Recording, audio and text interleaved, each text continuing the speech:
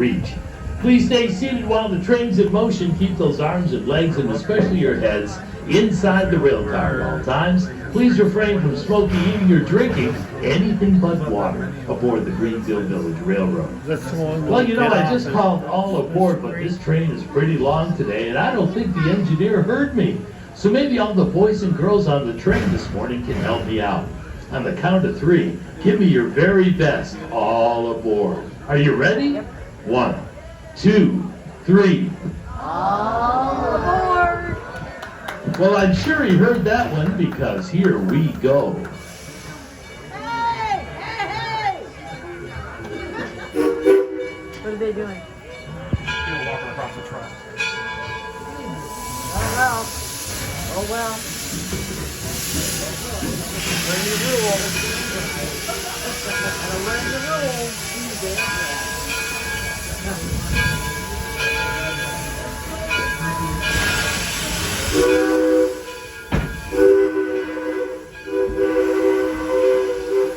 And as we begin our journey to explore the sights and sounds of nearly 300 years of American innovation on display, I'd like to remind you Greenfield Village is divided into 7 districts. Our first is Henry's Model T.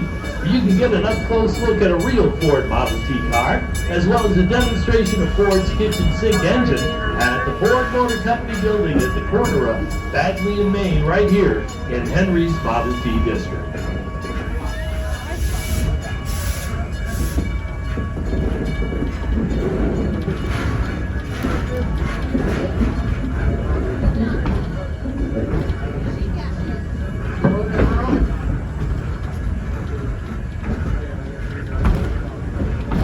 That brings us to the birthplace of Henry Ford. On your left, it's the Ford Farm, built here in Dearborn, Michigan in 1861. Henry was born in that white farmhouse in July of 1863 and lived there with his parents and 5 brothers and sisters. All the way to your left, the red building, is the William Ford Barn. It's where we take care of all the horses we use every day here at Greenfield Village.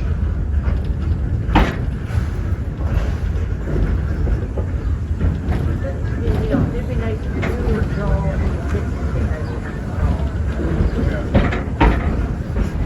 work on it. That brings us to our Main Street district. Here you'll find the Wright Brothers home and the Wright Cycle Shop, the birthplace of aviation. Right across the street, find out about the 57 varieties at the Heinz home, where they first bottled horseradish. And be sure to take a spin on our 1913 Herschel Spilton Carousel.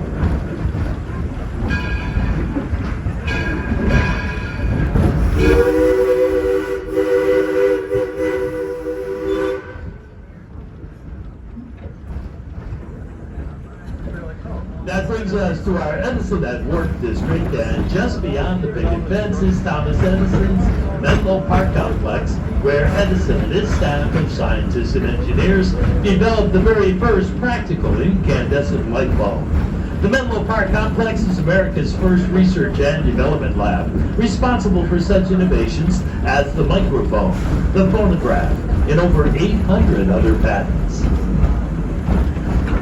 Also on your left, the mustard yellow building is the Sarah Jordan boarding house, where Edison's staff used to live.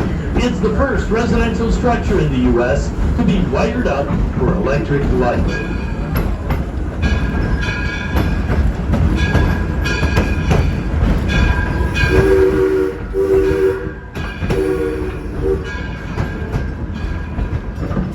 We're now approaching the gateway to our Porches and Parlors district. That's the Acme Covered Bridge from 1832 in Pennsylvania. Just beyond the bridge lies the entire Porches and Parlors district, including the McGuffey School, the Hermitage Slave Quarters, the Noah Webster House, and the Robert Frost Home, just to name a few. Coming up on your left, it's the historic Susquehanna Plantation, a 700-acre tobacco plantation owned by Henry and Elizabeth Carroll. It was built way back in 1825 in St. Mary's County, Maryland. Right next door, the small red building, well, that's the Thomas Plimpton home. Thomas was an indentured servant. He lived in that small one-room house with his wife and 7 children. At the end of the road on the other side of our Ferris windmill, it's the Daggett Farm, a living history farm from 1754 in Andover, Connecticut. Stop in and see how Samuel Daggett and the family lived and worked on the farm prior to the American Revolution.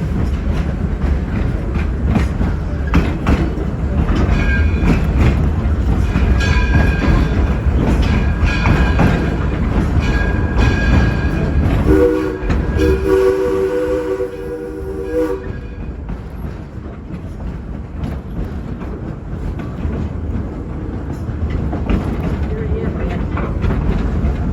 There's just one down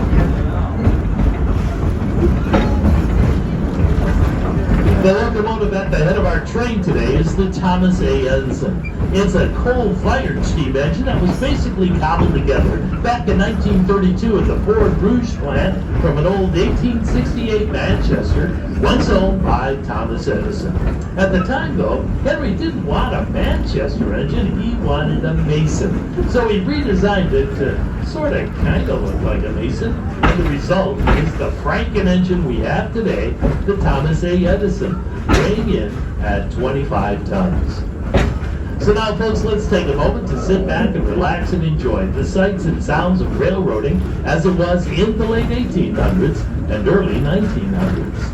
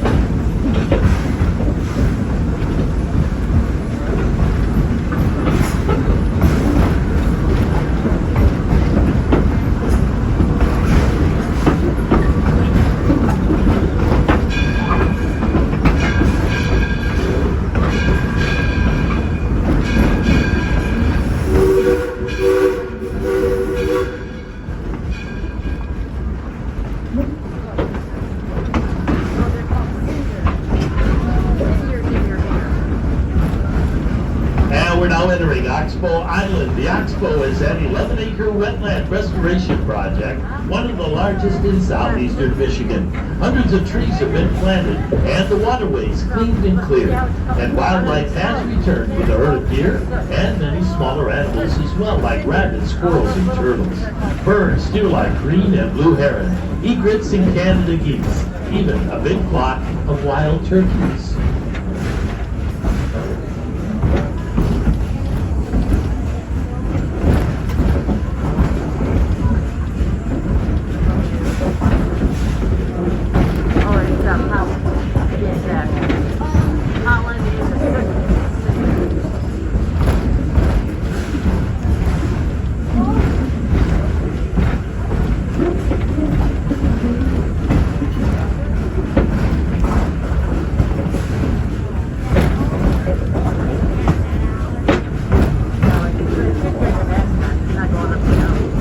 We're now entering Walnut Grove on the back side of our Porches and Parlors district. It's where we hold many of our special events throughout the year.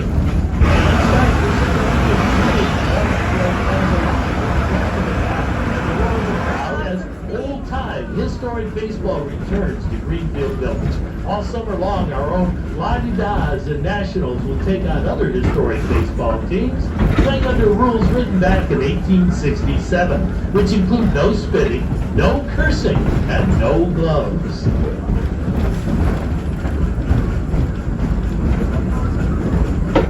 Up Up next, it's the Henry Ford Academy. Henry Ford Academy is a charter school here in Wayne County. Students attend for free and are chosen by lottery. This portion of the campus houses the 10th, 11th, and 12th grades. 9th graders attend class at the Henry Ford Museum. Just up ahead, you'll see 3 attached rail cars. They serve as classrooms for the senior class. Imagine that, going to class in a rail car.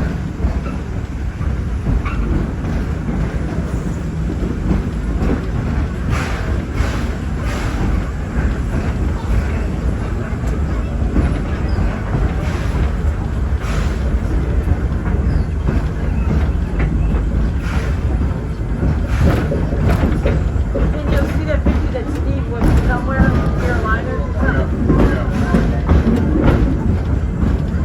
See the name of the drugstore? Something drugs? Yeah. Cute.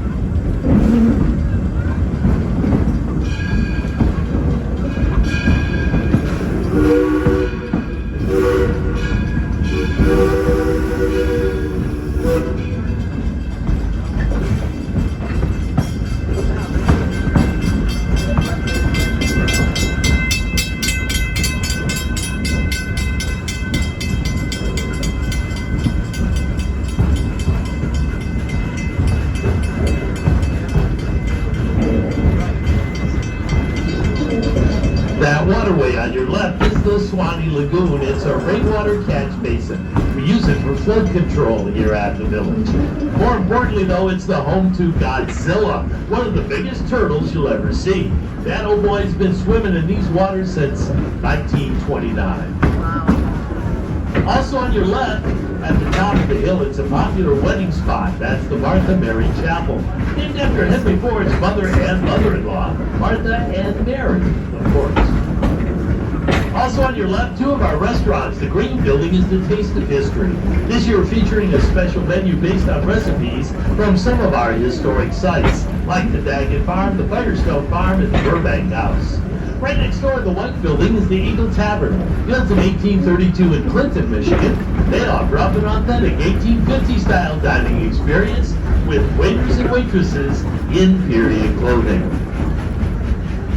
And that brings us to our next stop of the day, and that's Smithsburg Station. From here you have full access to Railroad Junction, Main Street, and Liberty Craft Works. If you're leaving us here, please stay seated until the train comes to a complete stop, and I give you the go-ahead to exit on the left side only.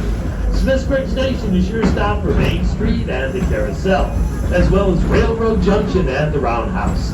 And you're just a few short steps away from Liberty Craft Works and Henry's Model T.